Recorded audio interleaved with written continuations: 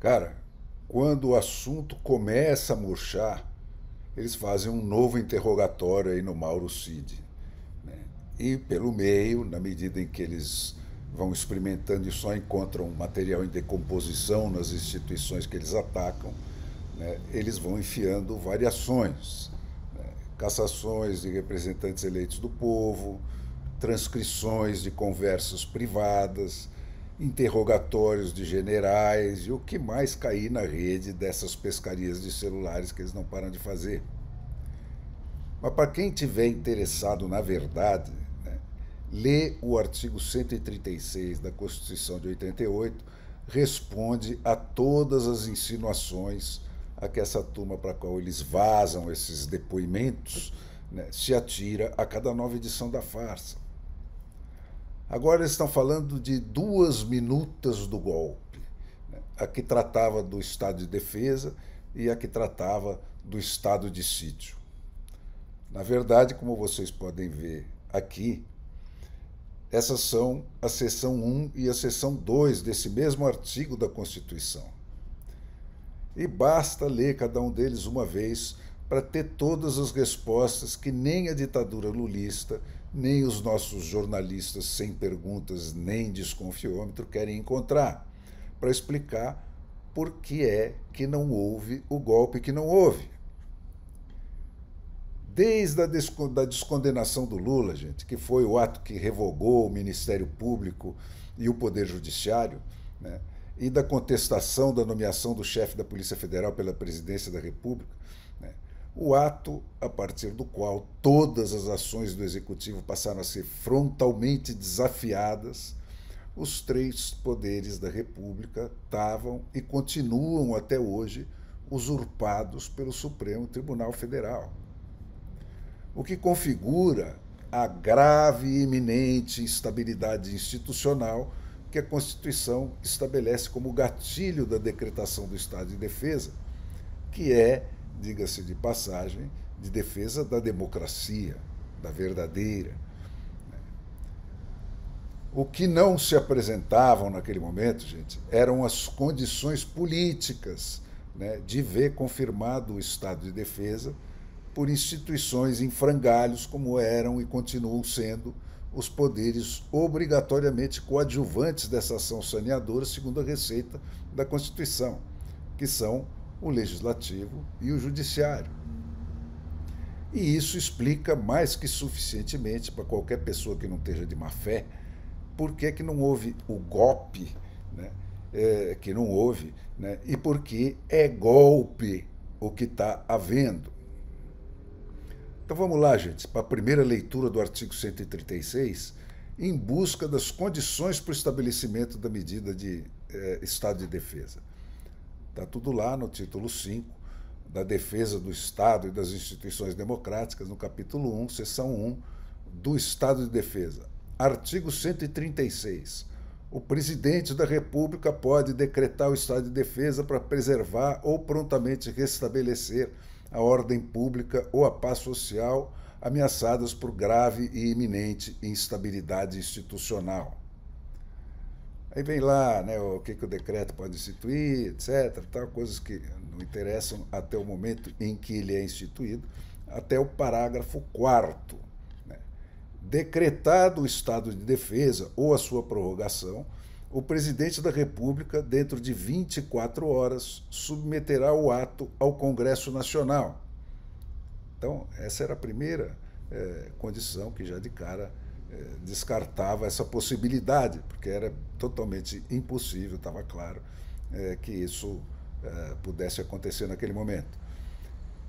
Aí, voltando para o parágrafo 3º, né, na vigência do estado de defesa, podia haver a prisão por crime contra o Estado determinada pelo executor da medida, que será por este comunicada imediatamente ao juiz competente, que a relaxará se não for legal. Então, essa é a menção, né, que faz esses falsários aí dizerem que não, que queriam me prender, etc. Né? Como que poderia o presidente da República pensar nisso em sã consciência se o poder que tinha que confirmar essa prisão era o próprio preso? Aí vem o parágrafo 6º. Né? O Congresso Nacional apreciará o decreto dentro de 10 dias. E aí vem a seção 2 do estado de sítio. O presidente da República pode solicitar ao Congresso Nacional autorização para decretar o estado de sítio nos casos de fatos que comprovem a ineficácia de medida tomada durante o estado de defesa, que já estava descartado, né, pela impossibilidade de cumprir aquelas etapas que eu mencionei aí acima. Né. E vem lá no final, no parágrafo único, né, que o presidente da República, ao solicitar a autorização para decretar o estado de sítio ou sua prorrogação, relatará os motivos determinantes do pedido, devendo o Congresso Nacional decidir por maioria absoluta. Então, mais uma vez, a impossibilidade configurada. E aí, parágrafo 1º, o estado de sítio, no caso do artigo 137.1, não poderá ser decretado por mais de 30 dias. Então, se fosse para ser um golpe de Estado, revogar o poder, tal, essa é outra cláusula impeditiva.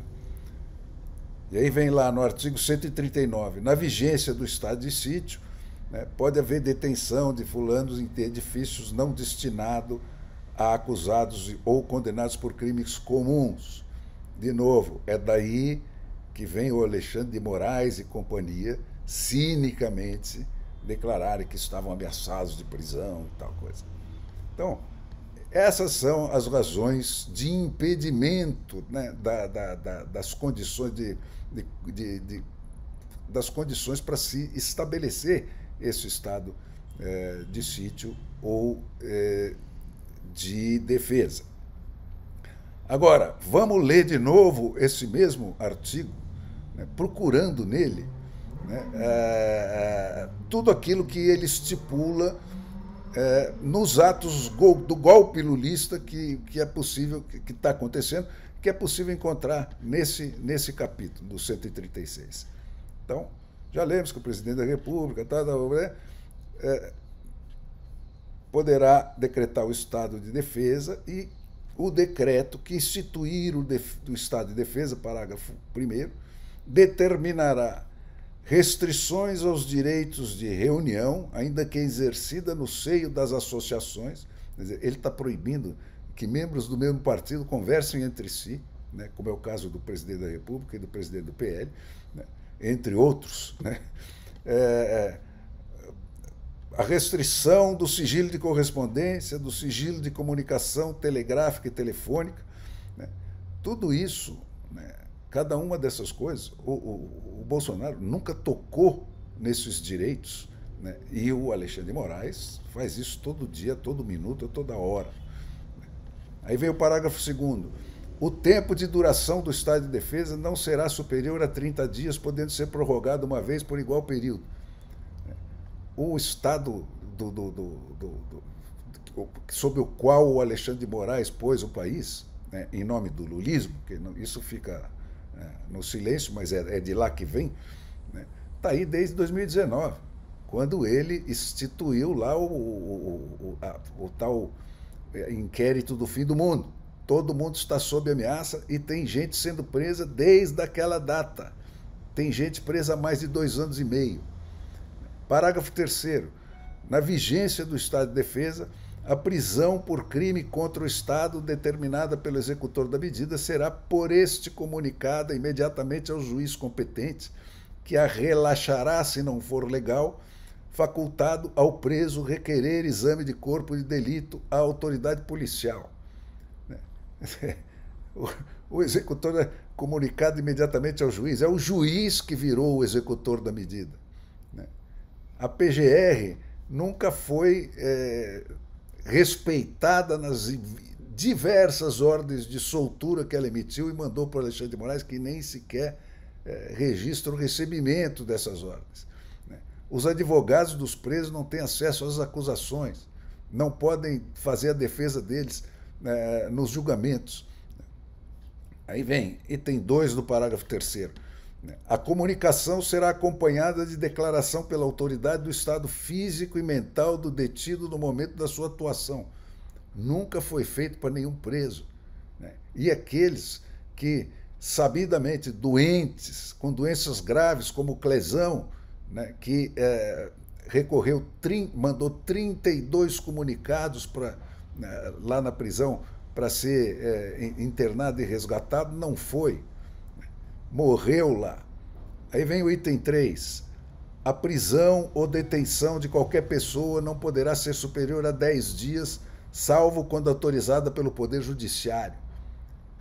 Piada, né? Todos os presos do Alexandre de Moraes estão lá há muito mais que isso, pelo menos um ano.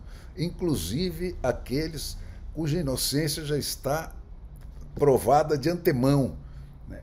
Ele simplesmente ignora as provas que ele recebe. Item 4. É vedada a incomunicabilidade do preso. Essa é a primeira proibição do Alexandre de Moraes desde sempre. Proibir que esses presos falem uns com os outros, frequentem a internet, qualquer coisa dessa pode agravar a prisão. Aí vem o parágrafo 4º. Decretado o estado de defesa, dentro de 24 horas o presidente submeterá o ato com a respectiva justificação ao Congresso Nacional, que decidirá por maioria absoluta. Aqui, quem decretou esse estado de exceção é a Suprema Corte, né, que é a testa de ferro da ditadura lulista. Quem está mandando tudo isso é a ditadura lulista.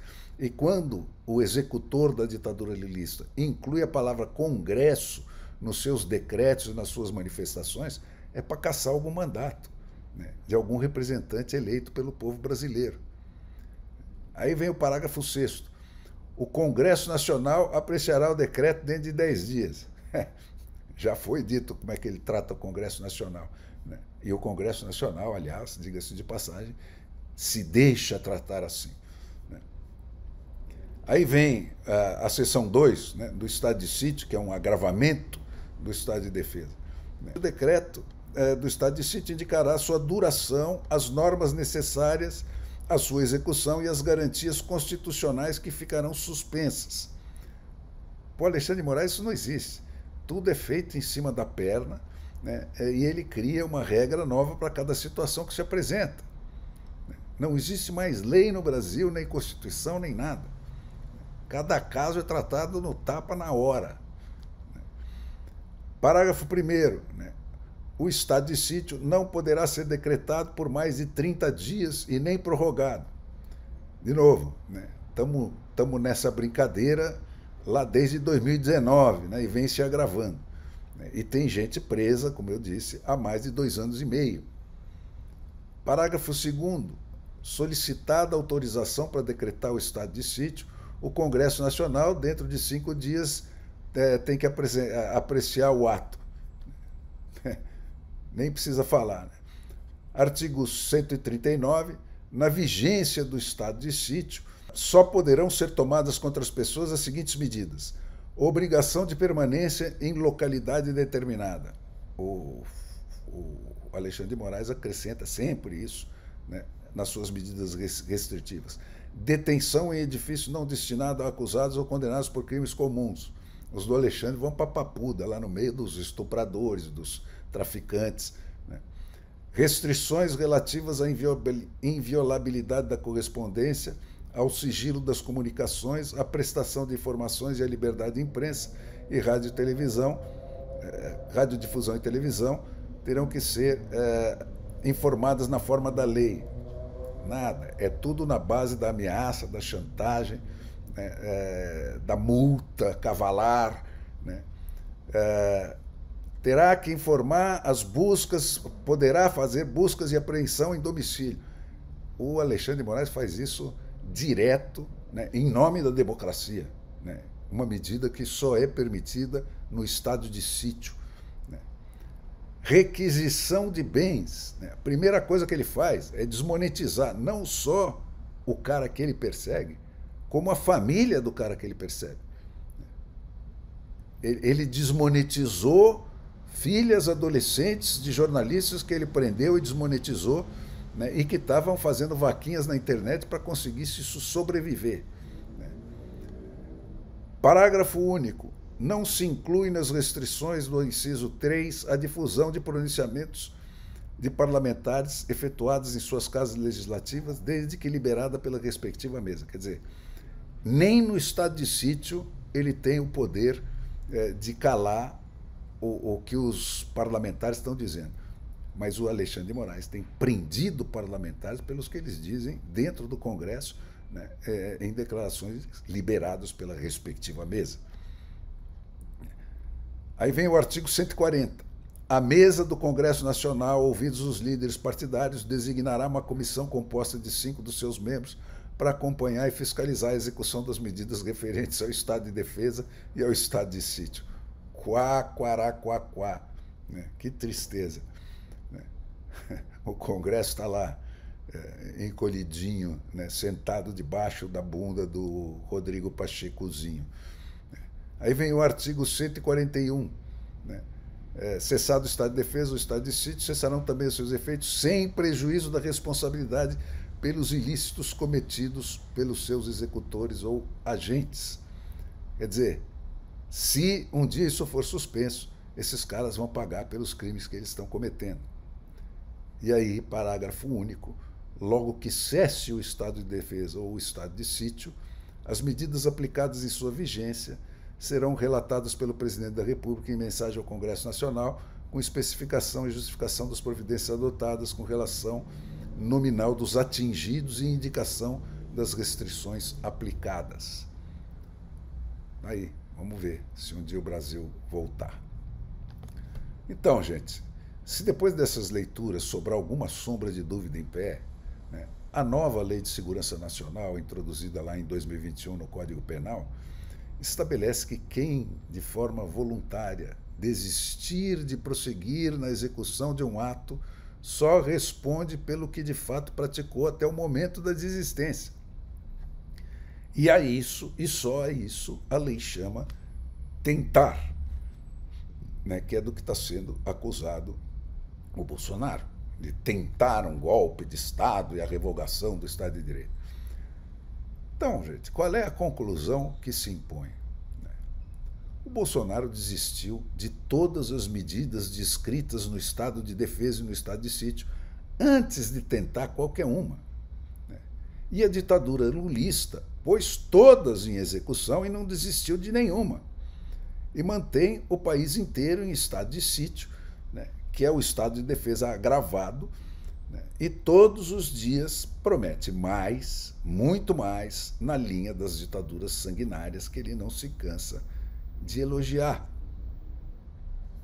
Essa é a verdade dos fatos.